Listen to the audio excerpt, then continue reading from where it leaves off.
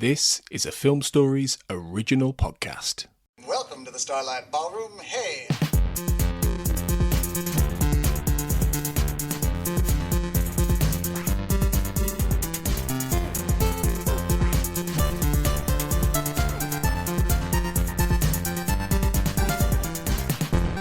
Hello everyone and welcome to Shipwrecked and Comatose, the Red Dwarf podcast here on the Film Stories Podcast Network. My name is Kurt North.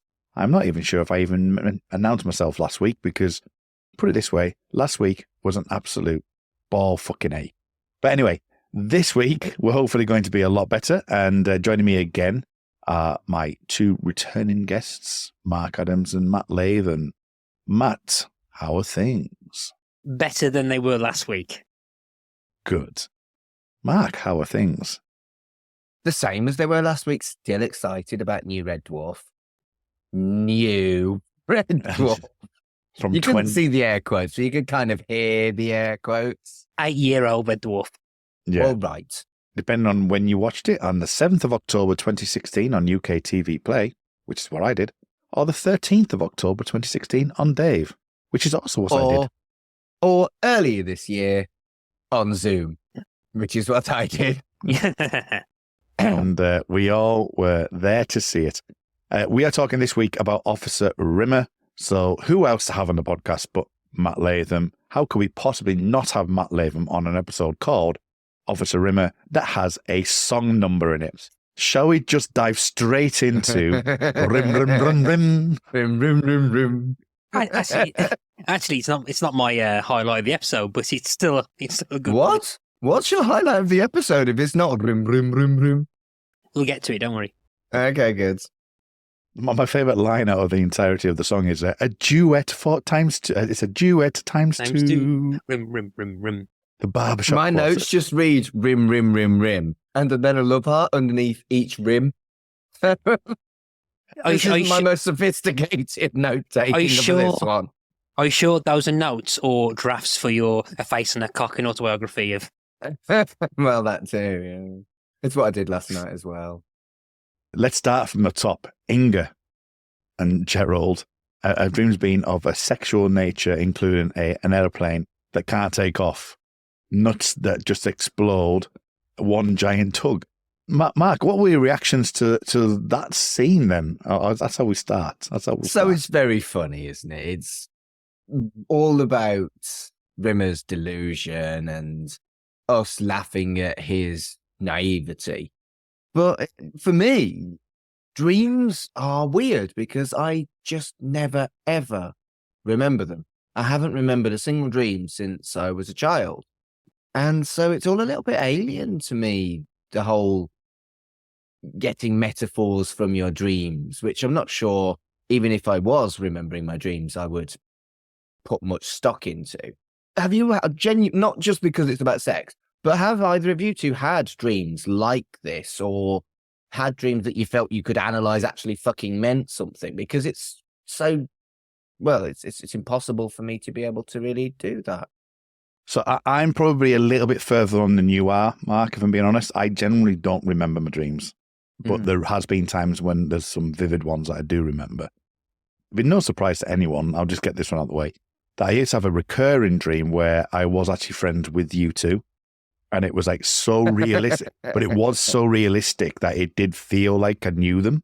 I'd wake up and I'd be like, I just sat down with them and had a chill before the gig. And the gigs were completely random. They weren't like the current tour or anything like that. So I remember being on a double-decker bus, and the old London-style buses, because we had them up here. Don't know if they were everywhere back in our era in the 80s, and we definitely had them here.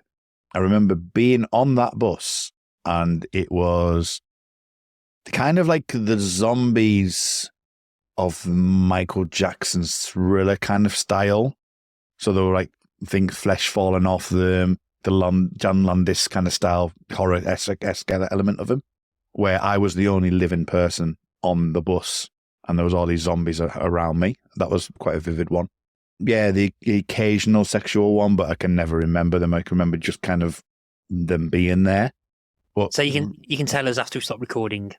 No, I seriously don't I don't remember. They're ones that kind of wake up and go, "Ooh, that's quite interesting." Then I've forgotten them within like a minute. I don't really have any like dreams where I literally am constantly waking up every day. If I was to have a dream, say within a month, well, let's say a 12-month period, even just by fleetingly remember them, I could maybe say 4 or 5 times in the year, if that. That's 5 more than me. I can't remember dreams most of the time, but there are many times where I can wake up remembering stuff, and sometimes have been a few instances where I've woken up and realised that what I've been dreaming of isn't actually real. As a kid, I remember one dream where I was floating across the hallway into the bathroom and then floating above the Ghostbusters as I fly out the window. Then I started having dreams with strong narratives. And, sometimes if you're watching a movie or something and then it goes off, and 20 minutes from the end, it cuts off, and you can never remember, and you don't know how it ends. Kind of wake up and I'm really pissed off that the narrative's going to be unfulfilled. I remember one where me and my sister found a kind of dragon hiding in the bottom of a garden and ended up on an almost 80s movie adventure. To the point I remember actually trying to write a story based on the idea. It was a dragon called Bladefire. There was one where... And quite a few people do that, though, write stories based off their dreams that end up being pretty good. I think so, yeah. But I think quite a few kind of ideas that I might have had in the past for stories or something have come from dreams. I remember wandering near the end, when I was near the end of my time at school, where I felt like I'd gone back in time and relived everything, which I remember trying to influence an idea that I had for a TV series at one point. What I wanted to ask, though, when you were flying around in your room, and would it have been around 1998? Because... No. No? Okay, I just wanted to make sure that you weren't the kid that I saw floating around my caravan back in 1998. So basically what happened was I was at Primrose Valley, Scarborough, Haven Holiday Camp. I was there with the guitar player of the band in there. He was my best mate's brother-in-law. I had quite a lot of Strongbow cider that day. Almost to the point where I almost fell off a balcony, almost killed myself, actually by the side of the stage. I got put to bed, and then I came out of the room apparently saying there was a kid flying past my window when I was that got inebriated, and they came back in, and I was upset. I was convinced that there was the kid across on the other caravan was flying past my window. That was interesting. I don't know if something else was slipped into my drink, or whether or not it was a dream, whether or not it was just the drink itself. I don't know, but it was really weird. As long as you're not trying to get validation all these years on that you were actually right, that's fine. Well, I was trying to make sure it wasn't Matt flying past my window, because if that was the case, then a lifelong mystery has disappeared from 1998, and I can move on with my life.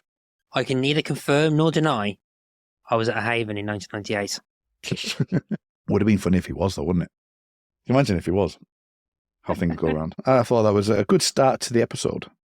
We enter into the story. This is kind of a bit more linear than last week's, but we enter into the story about this asteroid field, and there's a spaceship on the other side of the asteroid field, and there's an issue that comes in, and we get our first inkling of what this episode is going to be about, in which a 3D printer arrives and is trying to bioprint and gets a paper jam. A printer jam, even. Yeah. So Mark, printer jams. I'm not fond of them in my life. And the fact that they managed to get a episode out of it, or at least a gag out of a printer jam that works so fucking well. It's so clever. The only thing, just the tiniest little thing, I'd have had him a little bit further out before the jam, because I thought it was going to be in his stomach or his chest, and he was going to be super long torso rather than face. So I think maybe I'd have had him a little bit further out of the printer. So the top of his chest or something. Yeah, so I thought he was going to have a very long, like 3 kids in a coat, like a trench coat. That's what I was expecting. So the face was still funny though, and it's such a great gag. Yeah, what did you think to it, Matt, as a general theme of the episode? I think it's a good way of kind of incorporating present day technology into the sci-fi thing. So this is from like the same period or the same mindset of them like making jokes about video cassettes, but they're now taking the piss out of 3D printers. And as someone who has dealt with many paper jams in printers, they happen a lot more often than you want them to. Yeah, that was kind of like a nice kind of visual gag, but then incorporating the science fiction element of the buyout printing, the visual gag that comes from it. I think it's like a strong opening kind of like gag to open the actual A plot with. I am renowned at work for not printing because every single time, I know it's anecdotally, but every single time I try to print something, it either doesn't print, gets jammed, or something happens, and it's like, I just can't be doing with clearing another printer jam. It's got paperless. Well, luckily I've got a tablet, you see, so everything I have is either scanned, which itself, have to use a printer for, photocopiers and printers, like what Crichton says, Silicon Heaven, apart from photocopiers and printers, which I would completely agree with. Which is why it makes it so, which is in my world is great. I'm a stickler for trying not to print stuff out. And when people say, have you got this? I went, yeah, I can email you it. I said, have you not got it in paper form? I went, no, you can print it out if you want, but I am not printing it out. I have this aversion and try and limit. I also have a thing with paper in general anyway, because I lose everything. So I've got a bag, I've got a tablet, I've got Samsung Notes, I've got whatever, OneNote, I've got all of that stuff on my phone, which is synced to every device I've got. So if I don't have my tablet one day, I can see it on my phone. If I don't have my phone another day, I can see it on my laptop. So all of that kind of thing is just completely gone for me. So, but yeah, it is so frustrating when somebody goes to me, I've got this poster I need to print off, but I haven't got the rights for the printer. Can I email you to print it? It is like, I don't know what the best way of putting it. It is my worst fear when everyone says that. I'm like, no, can you send it to someone else, please? Can you please send it to someone else? I don't want to do it. I don't want to do it. We'll get into some of the things around it, which they're able to utilize, like sort of the Rimmer printing multiples of himself. And like when we do get there, you get the brilliant gag with Lister. The when it's like, you mean all those call centers were me? They know nothing and they don't want to be there. Yes, they use. But there's a deeper thing to that, isn't there? There's a deeper theme on that, because especially given the strikes we just had with the AI aspects of stuff, there's quite a deep understanding of like what complements you as intellectual property or yourself as your own property. And that's a really interesting debate you can have, really. And I think that whole idea of the call center, of the AI, of ChatGPTs of the world and all that thing really comes into the fold there with Lister's thing about selling his DNA for money. I mean, what do you think to that, Matt? There's an interesting question here where you've got AI, where a computer will do the job for you. But here, you're actively cloning someone. I'm assuming will still have their hopes, dreams, conscious soul, whatever. Yeah. Bit Black Mirror, isn't it? And stuff. Yeah. If someone had cloned 100 Listers, they'll be the world's worst call center employees ever. Well, that's what you're saying. No, like it's if you try to clone me to be like someone bought my rights to make 100 like bricklayers. It's a waste of money. So, but how much? Yeah, but then how much did he sell his rights for compared to selling? I don't know. Say Chris Hemsworth's. Chris Hemsworth is worth a little bit more money than a Dave Lister would be. True. From a valuation stock perspective, if they were going that dark. You can't say evaluation stock about people, Kurt. That's immoral. That's what it is. Soylent Green is people, Mark. but then again, though, that language probably can be used because it'd be like, we've got 50 Kurt Norths, we've got 100 Mark Adams. For decency reasons, we cannot let more than one of them in the same room with each other. Oh, but if there were 100, fucking hell, that would be an afternoon. You know that Matrix Reloaded in the fight scene with the hundreds of Mr. Smiths. Yeah. Right. Yes. When they all pile on Neo, Like Mark Adams is the original Neo, and all the Mr. Smith series copies. I'd love it. Yeah, but like you are kind of evaluating, like, I was like, oh yeah, so we've got, say, like saying, okay, ladies and gentlemen, we have 100 Matt Lathams, we have 100 Kurt Norse, we have segregated, we have Mark Adams because we can't get the other 99 in the same room with him because there are kids present in the room, and we have 100 I wouldn't Brad have sex with Pitts. myself if there were kids present in the room. I want to make that very clear. I'd find another room. It's a very dystopian thing, Mark, though, isn't it? If you're thinking about like whose life is more valuable than the others, because in this episode itself, Lister sold his rights for $100 and a packet of fags. It's odd, isn't it? And it's a really nasty sci-fi concept. I think this is something for a really dystopic book in future. Because a lot of Red Dwarf plots and a lot of Red Dwarf ideas, they play at them and they have an interesting little scratch of the surface. But sci-fi is so deep sometimes that half of these concepts could make a 500-page novel. And this is definitely one of those.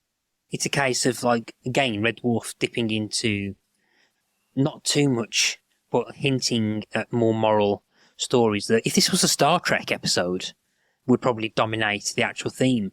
Last week, the whole kind of moral quandary of basically stealing a kidney from a species not human just to save a human's life. Like if that was a Star Trek episode, that would be a whole kind of with the A plot. The whole plot will hinge on the question of whether we could use that, and probably same here as well. But it's not really about the moral of it because the series' most amoral character ends up using it for selfish reasons anyway. His own selfish reasons. Yeah. I didn't realise I was actually going to go down this route because I said it facetiously and I've just been thinking about it in my own head. Soylent Green is a film that is very much about the elite, the class system, the fact that the people are being used from the very dystopian aspect to it. You know, like same with Blade Runner. Blade Runner's got this dystopian thing about the people on the lower levels are not being treated right. Soylent Green is very much the same. And you think about this episode and what we're talking about sci-fi tropes, this is exactly the same. It's about Rimmer getting the class and treating the grunts in that way. And also, you were talking about, I know the Lister, obviously he decided to sell it himself, so it's done for comedic reasons. But there is that element of, and like I say with the strikes last year, about the use of somebody's soul as such, or somebody's body, or somebody's being as such. It's fascinating. It's something that sci-fi uses quite a lot, but I didn't really can make those connections. I was thinking about the class system, and I was thinking about various other things, and obviously the AI stuff. But the more you think about it, the more this is something that sci-fi really does push on a lot of different variations and books and films and TV shows and the like. Again, it's like the idea being of having to use likenesses of certain characters or actors having kind of CGI faces put on them. So you have pretty much an uncanny valley of an obviously CGI version of Peter Cushing as Grand Moff Tarkin interacting through that. And it's the same thing that happens with the spoilers for Rogue One. Yeah, just in case. The same thing happens with Princess Leia at the very, like in the last shot of Rogue One. End spoilers. But those are kind of like instances of those likenesses being used to like carry on characters, so like to the point where eventually you might not need to recast or anyone. So, like for example, if the 09 Star Trek was made in about like 10 years' time, like you'd probably just have actors doing the same film, but they're just CGI faces of Leonard Nimoy or William Shatner. I think it's kind of okay if you do it as a one-off to complete a character arc. I think most actors would probably be like, I understand that. But if you then have like person's image used repeatedly again and again and again for a character way after they've died, what's to stop you from doing that when you just have someone's face that's still alive to pay them less than an actor? And that's what the strikes were about, wasn't it? It was about AI and not paying artists fairly for what they do. Robin Williams, I think, famously has a clause that like he can't use his likeness after his death. so his physical lightness can't be used. And I think that, and I don't know exactly the details, but there's something in that which means that he counts as the genie from Aladdin. I think the genie from Aladdin is covered in that, I think. Was the genie modelled off him and made blue then? I think so, yeah. I didn't know that. I'm pretty sure, yeah. Yeah, and this is something that's going to be over this next generation is going to be talked about a lot, isn't it? I mean, you've got to look at something like Joan is Awful, the Black Mirror episode as well. Which, so good. Yeah, it's a great episode. It really was. But anything Annie Murphy's in, great. I'm a little bit Lexus, even when I'm not. You were significantly less sexy than she was when you did that. I'm a little bit single, I know. even when I'm not. That's but I didn't want to sort of put myself into those shoes. That's why I was trying not to sing that bit. She's a little bit of rim. A little bit. Fuck me. For those of you that don't know what the fuck we're talking about, there was a character in Schitt's Creek who recorded a very funny music video. She was called Alexis. She was called Alexis. I'm a little bit single, even when I'm not. I even know exactly the movement she does at that point because she's just like going down on the floor just before. Should we talk about Red Dwarf? Scraping the floor. Yeah. La, la, la, la, la, la, la, rim, rim. No, you're talking about rim. Can you imagine if I'm a little bit rim there, even when I'm not? I could see that being satirized by some intelligent fan that could do some like dumb shittery with footage. But thank you. If you want to do that. Is that not like taking Chris Barry's look and likeness and utilize it for something he wouldn't approve of? Good point. Well made.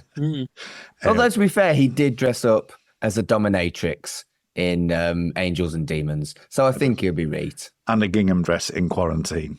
Yes, true. Ah, dear. And he snogged himself as a girl in Rimmerworld.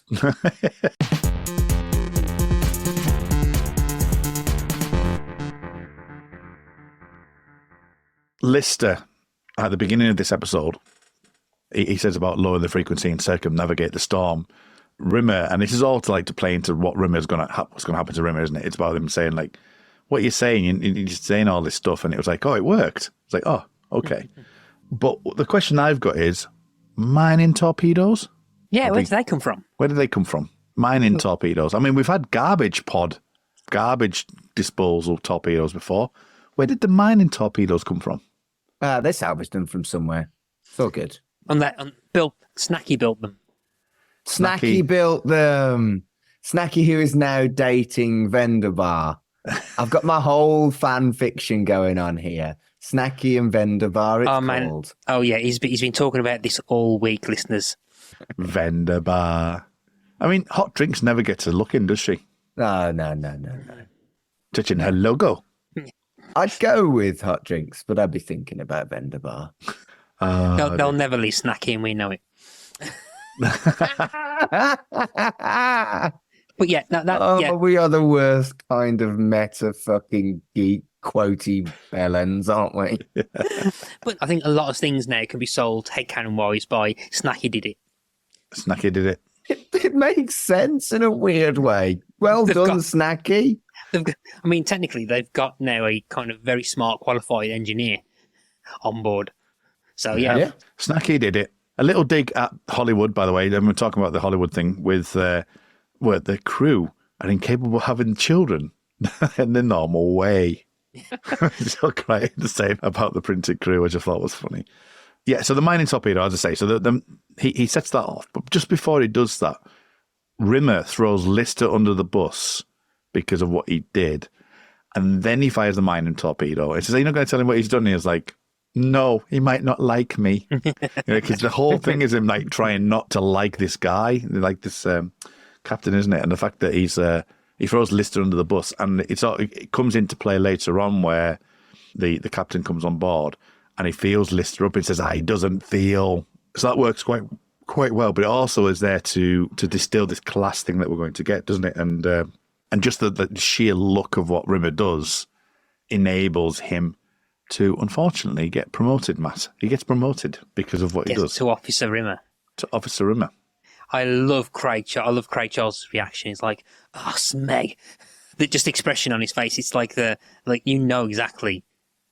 Like they know each other so well that immediately Lister knows what this means. It's a great little kind of moment of facial acting from Craig Charles at that point. It is, yeah. Just as I say there, the fact that he's already been thrown under the bus on it. There's a few comments in there about like sort of, I think the Elephant Man one was a little bit too much personally, like sort of having the toupee on the head and it's playing as a nose in your face. Some of that worked, some of it didn't. I liked toupee made of face. I thought that was good. But I think you're right about the Elephant Man because that's just a crack at disabled people. I think it's also slightly unnecessarily cruel from the Red Dwarf crew. I think where they say, oh, you look like so-and-so and I can probably buy because he's Rimmer. All the others were a bit, I don't know, unnecessarily cruel. Like I said, don't wear a hat and things like that, which is fine. You know, I think that was all. That's all in your, like we said with the episode where they're on the Rimmer's planet and he's seeing stuff and we see the imaginary, like you can see his mum on the end of was it a pencil or something? I can't remember exactly. Or was it a frog? It was a frog. A frog, yeah. Like that is like quite visual humor. So like you're imagining that where you can imagine him trying to put a hat on his head that is already up there. And I say the same with the kind of the humor when he meets Lister for the first time and he says, let me take a look at you. And he slowly bows his head to look at him. And I think the eyes actually work in that perception as well because it's gone wrong. They can look really weird, you know, if in some unrealistic, uncanny way because he hasn't been printed properly. And I think it actually works to its effect really on that.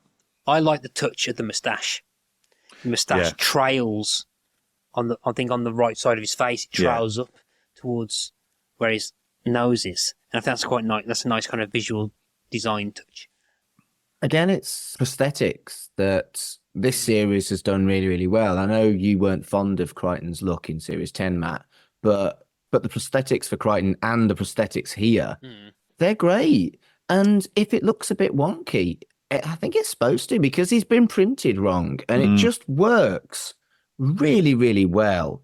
And it's quite great that they've got proper makeup, proper prosthetics, and they didn't go down the CGI route for any of this shit. They get their CGI and their prosthetics and their animatronics. Everything is the right balance, and I'm really, really pleased about that. I've mentioned it briefly, but let's talk about this in a bit more detail because Lister says, you are really thoroughbred scum. At which point we then get Rimmer doing his Alan Partridge, his Gordon Britis little thing where he's kind of peacocking. He's got the officer thing now. He's puffed up a little bit. You know, he's kind of like he's encouraged by it. He wants to make the most of it. He's now become an officer, the thing he's always wanted. I find it interesting that he kind of goes, I want it in the Hall of Heroes. And, you know, and he stands with his legs apart and he does this kind of weird stance where it's like, look at me. Now, I want to talk about that stance. Obviously, as a woolly left-wing liberal, something like that would be something I'd notice because that looks like a Tory power stance. If you don't know what a Tory power stance is, Google it. All the important Tories do this stance where they'd kind of spread their legs apart, puff their chests out to try and look important. And I wonder whether the Tory power stance was really a thing in 2016. If it was deliberately so, done by left-wing writers, or it's just a stance that has always been a thing that kind of like suggests that you are authoritative, that the Tories have taken on board. But it just stood out to me that this Tory power stance in the middle of Red Dwarf, and the only character that would do it would be Rimmer. So after a brief, quick Google search, Sajid Javid did it and Theresa May did it. That's looking like it was 2018. The Prince Regent from Blackadder 3 did it. Right, okay. I mean, David Cameron's done it. Yeah. A lot of them do it. I only just looked at like just a quick Google search. I didn't look any deeper than that, but it's such an awful stance, isn't it? Yeah. Well, that's the thing. It's clearly satire here by Red Dwarf of dickheads like that. And it's like, do they gently mock Tory cunts here, or are they actually just doing something that looks quite knobbishly authoritative? I'm also looking at an article on the BBC at the moment, and apparently the first instance you can see of it is Wonder Woman. Maybe not. There is like the three from Superman 1. Have you seen that one? Superman 2. Yeah, Superman 2, sorry, exactly. yeah. Osborne and May in between the two of them. Partridge is exactly perfect example. Partridge is a Daily Mail reader. That's exactly what Alan Partridge is. You know what I mean? So the fact he's doing that, he's kind of doing this. And to move on from that a little bit, Mark, with what you're saying, he then goes and says he's going to instigate a class system. It's clearly directed. I mean, like we were saying last week, where we were saying, oh, well, it could be allusion to this, or it could be about donors, or it could be about consent or whatever. That, sometimes you can be a bit too pretentious on those things and go, is it really, or was it just a fun joke about a cat? We will never really know. It's just something that we can read into. Something like this, where it's instigating a class system, like you said, maybe the legs thing seems too much of a... Because I always thought it was weird. I never really referenced it and had a context for it in that shape. I've probably seen it before, never really thought about it. In context, that is a clear statement of we're instigating a class system. It's the haves and have-nots. And that's really fascinating with this episode in general. Isn't that what you vote for if you vote Tory? That you vote because you have and you want to shit all over the have-nots? Oh, sorry, a little bit of politics there. God, you such a woke, you leftist bellend, Mark. I'm so woke. And none of what I say is accurate. That's why he never has any dreams. Is that what it is? You're too woke, mate. That's what it is. That it? Yeah. If you're too woke, you can't be asleep to dream. It's a pun. It's a pun, Mark. It's a pun. We've solved why I don't have dreams. It's because I'm so fucking woke. Yet I say cunt. Oh, what a dilemma. I know. Surely that means that I am morally wrong because I dare to swear and everything else I say is irrelevant. And then Queeg turns up. And then Queeg turns up. You poked the bear, the ginger polar bear, you fuckers. Tell you what, in season 11, we've actually started to create this kind of new meta universe, haven't we? With ginger polar bears. They're all villains in the Hob bonus stories. Whatever happened to Hob? I don't know what happened to Hob. Yeah, I need to check up on him. But I don't think it's a play on politics in this instance. I think it's definitely something to do with class, and it's how Rimmer perceives life and society. In that he's always had this binary output of us and them in the lower decks and the upper decks. This middle management has never seemed to be a thing. So basically, there's always extremes. So it's always, I want to be an officer and not a lowly technician. Even though in my head, I'm pretty sure I'm pretty sure there's like other like roles you have to be promoted to before technician, like, I don't know, technician, head technician, assistant director of technicians, head of engineering, kind of things. Yeah. So you've got a very heavy management structure there, haven't you? Top heavy, that one. You must have worked in a university. Oh, sorry. Ooh. I don't. Or local government. Or both. But like, yes. Pyramid. But he's got a very kind of like us and them type understanding of how society works and how power structure works. For the last, 30, 40 years, he's always had the me, Crichton, Cat, Lister. There's always been like at least two levels of him and everyone else. And I think because they seem to be focusing so much on the fact that he's in charge, or he's the acting head leading crew member, he's the one de facto in charge, something that's like been brought up in last episode as well, and all the time in 10, I remember bringing it up when we was watching it, that they seem to be really focused on the fact that Rimmer keeps bringing up that he's in charge, and because they never really focused on that much in earlier series. So that when he comes to this, he kind of says, okay, now I'm finally part of the elite. I'm now part of the higher class. This is how society should operate. this is how I think. This is how I've seen it operate. This is what my brothers and my father and my family were at that I was never allowed into. Red Dwarf never fully delved into that. Or this is what I think Red Dwarf should have been to incorporate that view of class that I've got. And now he's in the position to have the authority to make it. And obviously, it's Rimmer's version of it is comical, but it's a visual representation, I think, of how he's views this power structure of the Red Dwarf universe since the start of Series 1. And I've always thought it was quite clever that it's always been that very consistent through line of how he sees it. So when he gets to the point where he's an officer, this is literally like the only thing he could ever do when he becomes an officer. Yeah, and I'm going to quote something I quoted so long ago on this podcast before, but it's something that really does speak to me. It's a Jesus Jones lyric. The problem with success is you become what you detest. And there's only Rimmer that would do that unironically. Someone like Lister, even in like an episode like Out of Time, you would think there'd be some kind of nuance, whereas Rimmer, not at all. He doesn't see the irony of becoming what he has hated for so long. He does have a very strong point about how he comes about it as a matter of factly, but it's basically that history is written by the winners. And it doesn't matter how you get there because you can fucking hide how you got there because you write history. I made love with a beautiful woman last night. How did he get there? Bike or bus? It doesn't matter. Yeah. As he cries and goes, I think it was Abraham Lincoln who says that if you want to see the measure of a man, give him power.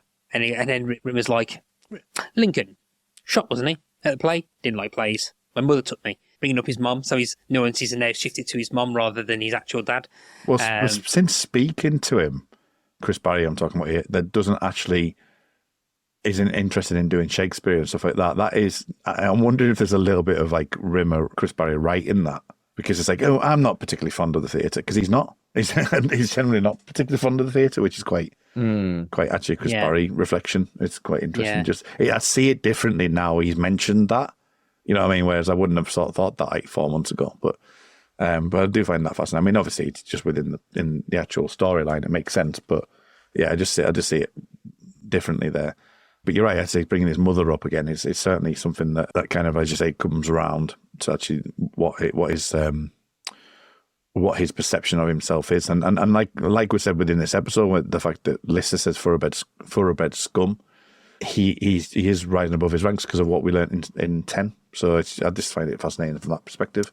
There's an interesting nature versus nurture argument. Like, I think we've had something similar before, but now you've got kind of like people that were brought up in the surroundings and stuff. Now, Rimmer's family was quite well off, quite high upper class. He had the nurture aspect of that bit, but then because of him like being like, I don't know, incompetent or just not clicking with the rest of the family, the nature aspect of it, like where his dad was actually not his dad, that kicked in.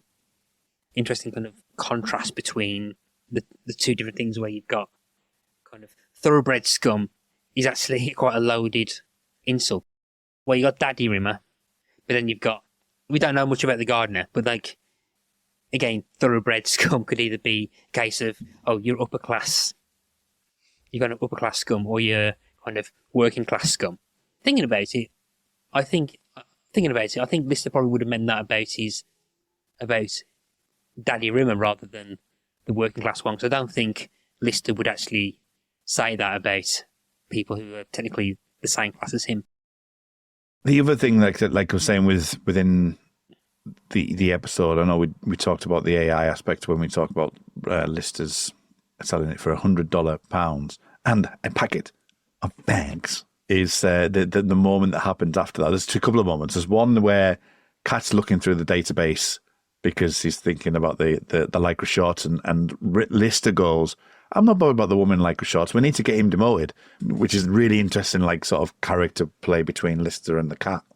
Lister's obviously he's focused on the mission at hand as such, and we've talked about him in the past, though, and the way he doesn't perceive that in relation to the way the Cat's looking at it, because he's purely looking at it from a perspective of, and you see right through this episode actually, in the beginning when he first learns about it, he's like, oh, what, I can get my end away here. So he's thinking in that way, whereas like Lister's not. When they realise actually that this could be utilised by Rimmer, they go, right, we need to delete it.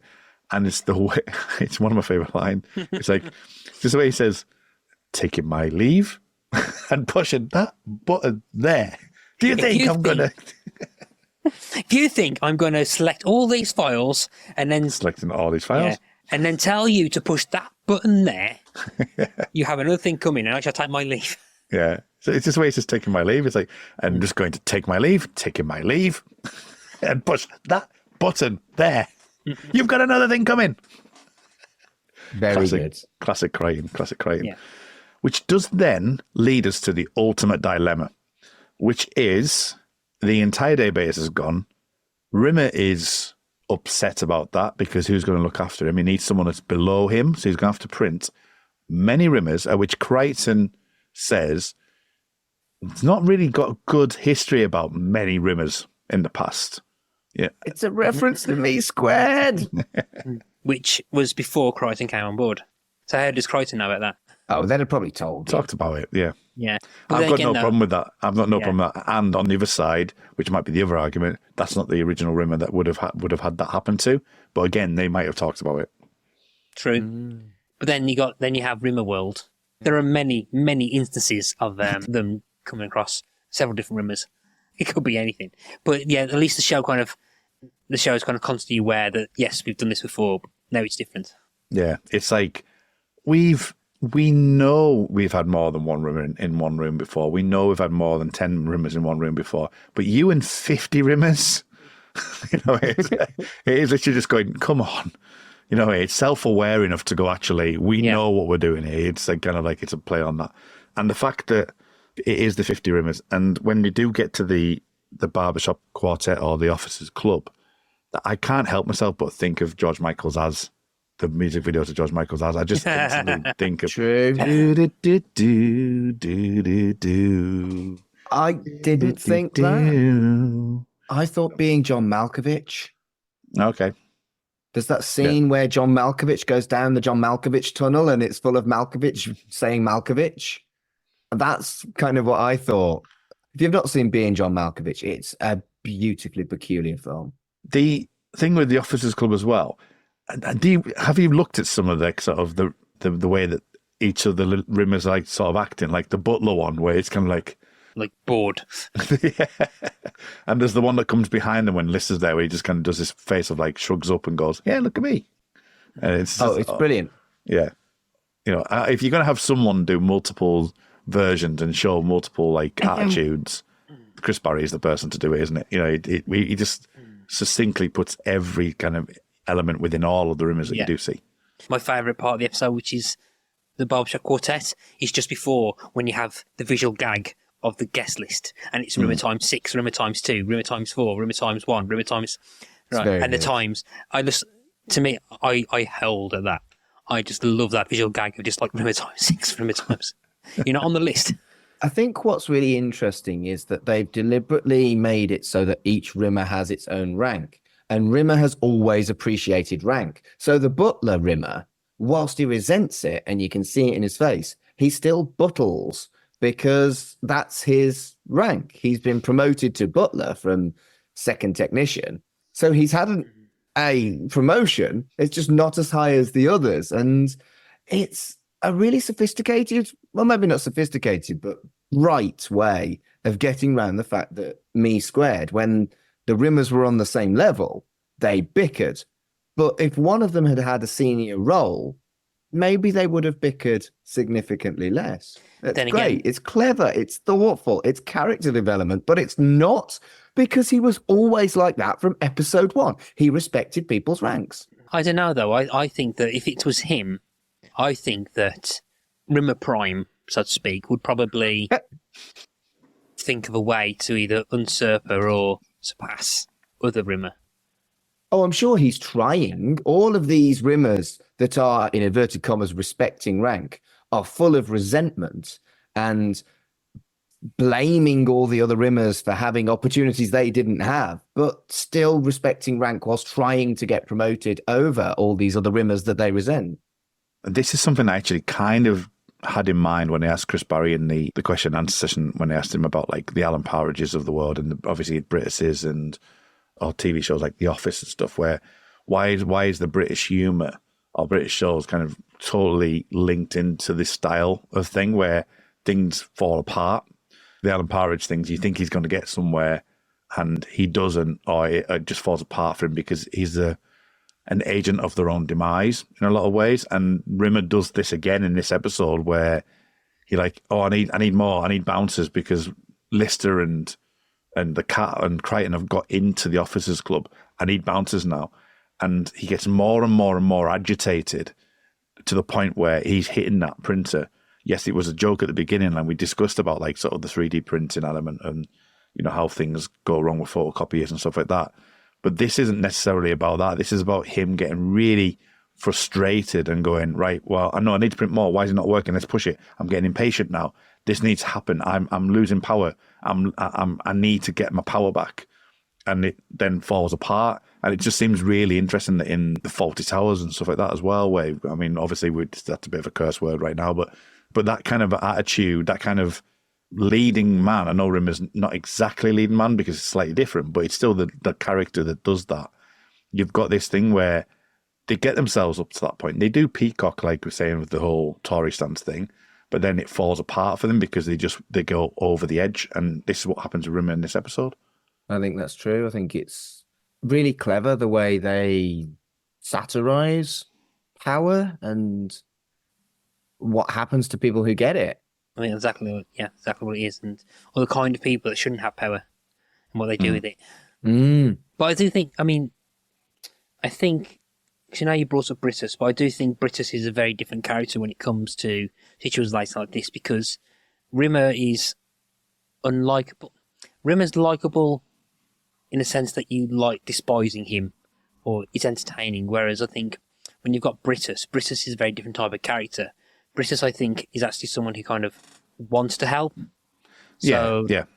I suppose Brittus is maybe slightly wrong. Alan Partridge is definitely that way. Yeah, but you're probably right with Brittus, because Brittus he's adhering to the rules of the structure, but it's just falling apart around him. Yeah. And he doesn't know that. He's not grasping for that power as such.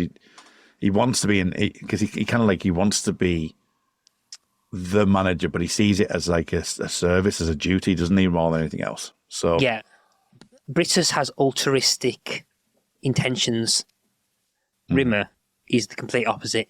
Yeah. So like I think Brittus' dream would be to bring up the next generation of leaders. Yeah. And like has his dream to like help people. So whenever anyone, because there's always been, if anyone's ever been interested in seeing him as a kind of role model, he would love to impart that wisdom and raise them in like his image in a kind of like love of bureaucracy, whereas Rimmer would rather have someone like worship at his feet but not really care about them, whereas Brittus I think would, but I think lacks the graces of how to deal with that. I do think it's interesting that when even though people lump the two of them together, that they're kind of the victims of their own quote unquote success. But for very different types of characters, both played by Chris Barry. Yeah, I mean, I suppose there's one thing here as well because we're getting towards the end of this episode now.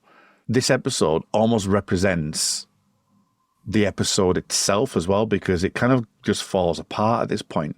It kind of like it gets the power. It gets to the point where you've got, you know, he's having to make all these other things, and the absorber loft basically appears, but the simulating sex thing is trying to like recreate the whole polymorph, which doesn't work at all. It's not. I didn't find it funny. It just wasn't funny.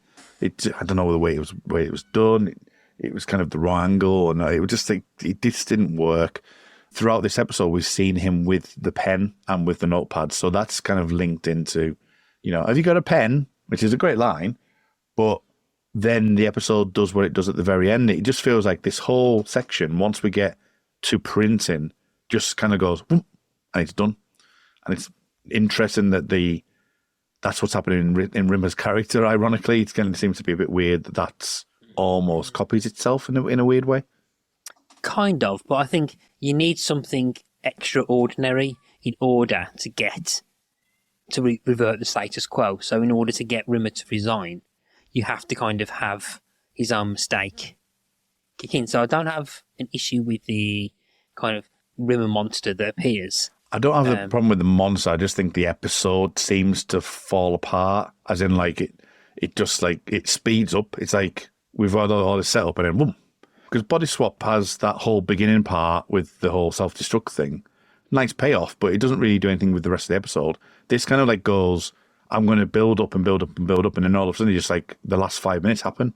You know, it feels like the episode itself falls apart, and I think the Absorber Love kind of character is fine. I just feel that it seems to be really rushed at the end. I think is what I'm trying to get at. I think. Yeah. Because you do, as you're right, you are right, Matt. That you do need to have something to make him demote himself. And one thing I didn't mention, actually, was just come to mind now, which is one of my funniest moments in the entire episode, is when he's on that kind of like sort of moving platform, or he's on like I can't remember what they're called now, but the kind of conveyor belt. But he must be on one of those machines, you know, the ones where you lean forward with your feet, Segway kind of thing. Yes. I think he's on a Segway because you can see him rocking a little bit. So he must be on a Segway to make it look like he's skimmed across the floor. Oh, I'd assumed he was just on a little carty. Yeah, but it's just the way he doesn't even have to walk. It's just like he's just waving at them. Yeah, beautifully done.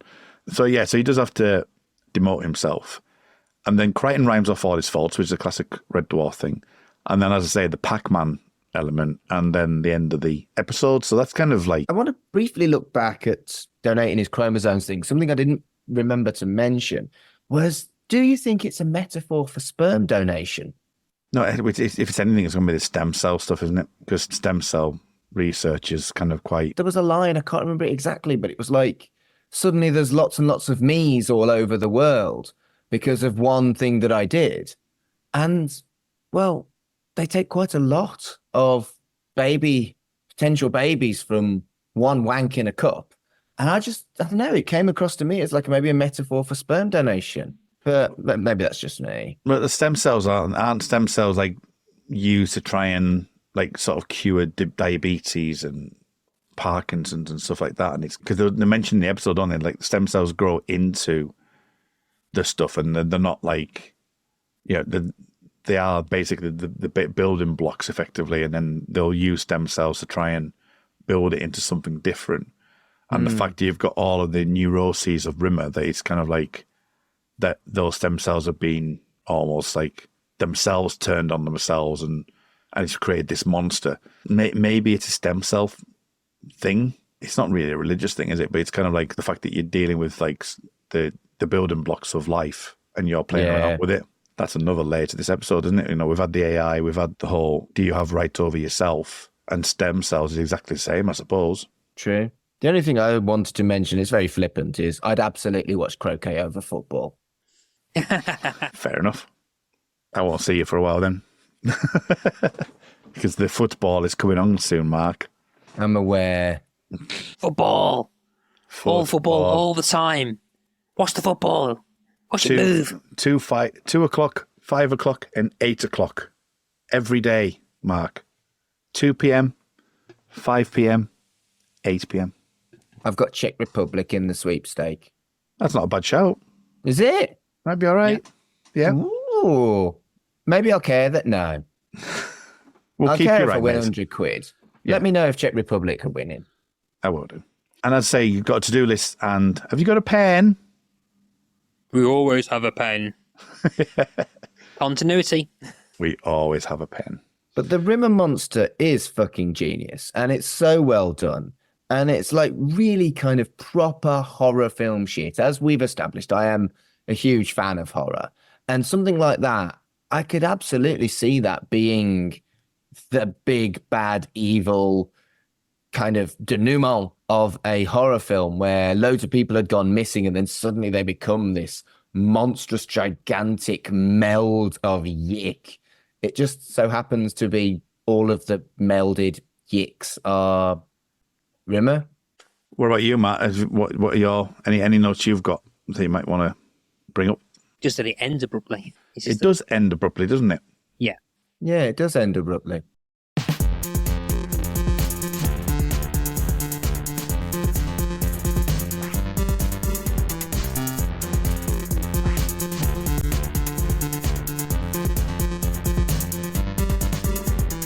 Shipwrecked and Comatose is a podcast brought to you by the Film Stories Podcast Network. The show was created and produced by Mark Adams and Kurt North. The logo was designed by Carl Bryan, and the theme tune was composed and performed by me, Colin Jackson Brown.